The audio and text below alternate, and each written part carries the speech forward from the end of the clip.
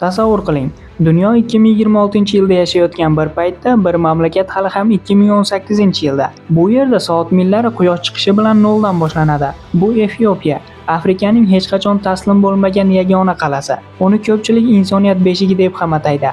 Aynan shu tuproqlardan bizning eng qadimgi ajdodlarimiz topilgan. Ammo Efiopiya faqatgina o'tmish emas, bu yerda qadimiy afsonalar va shiddatli kelajak to'qnashadi.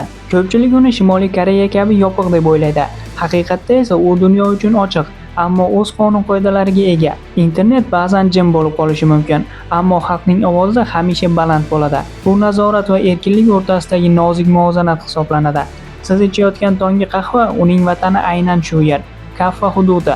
Bu yerda qahva shunchaki ichimlik emas, bu muqaddas marosim. Efiopiya dunyoga o'z ta'mini berdi, lekin o'zligini hech kimga bermadi. Efiopiya bu tushunish qiyin bo'lgan jumboq. U kambag'al, lekin ruhi boy.